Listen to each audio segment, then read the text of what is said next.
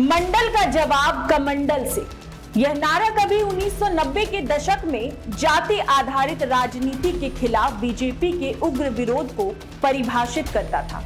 यह ओबीसी आरक्षण के लिए मंडल आयोग के आह्वान के खिलाफ पार्टी का युद्ध घोष था, जो खुद को जाति विभाजन से ऊपर एक एकीकृत हिंदू पहचान के रक्षक के रूप में पेश करता था।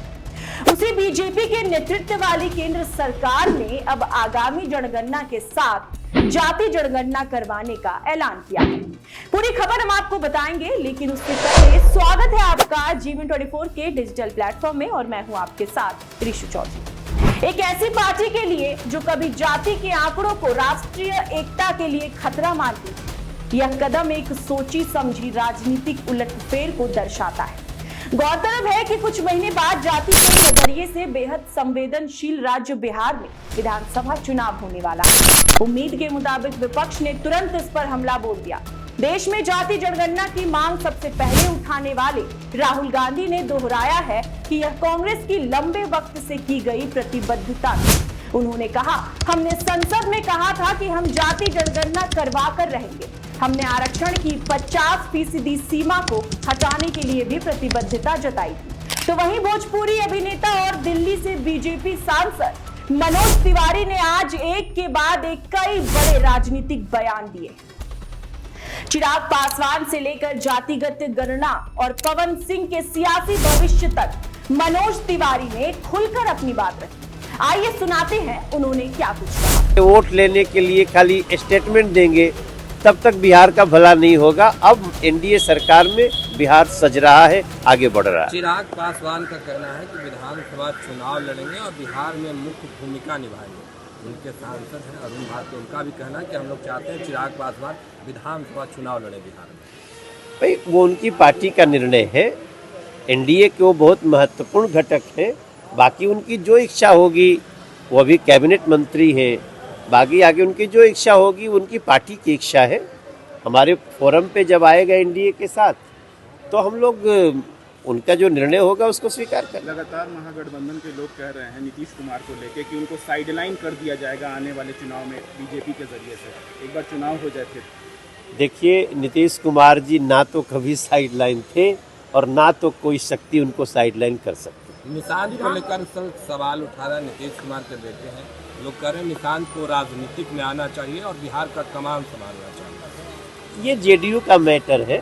हमारा देखिए, हमनी के सबकर उद्देश्य क्या होके के चाहिए कि हमनी के बिहार के बदहाली दूर होके, और वो बहुत हद तक आज बदलाव हो रहल बाटे। एगो और 5 साल हम बिहार के लोगन से सिर्फ इतना कहब, हम आपके मनोज तिवारी आपके बच्चा बानी, भले दिल्ली से हम सांसद बानी, सेवा में तो रौरे बानी, हम रौरे कारण हम वहाँ भी बानी।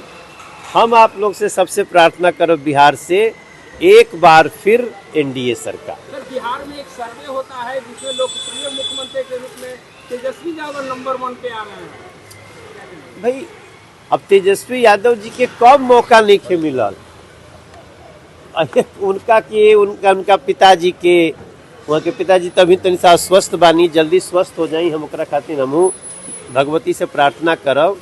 लेकिन ई लोग अब सब मौका ले के खो देले बाटे। अब हमारी एनडीए सरकार और एनडीए में बहुत बड़ स्तर पे बिहार के सजावे बढ़ावे खातिर हमनी के काम करल। सर, पवन सिंह को लेकर चर्चाएं हो रही थी। दिल्ली से बीजेपी सांसद और भोजपुरी सिनेमा के लोकप्रिय चेहरे मनोज तिवारी ने आज मीडिया से बात करते हुए कई राजनीतिक मुद्दों पर अपनी प्रतिक्रिया दी। चिराग पासवान के चुनाव लड़ने और मुख्यमंत्री बनने की अटकलों पर उन्होंने कहा, चिराग पासवान हमारे गठबंधन के प्रमुख नेता है, उनका जो भी निर्णय होगा उस पर हम बाद में विचार करेंगे।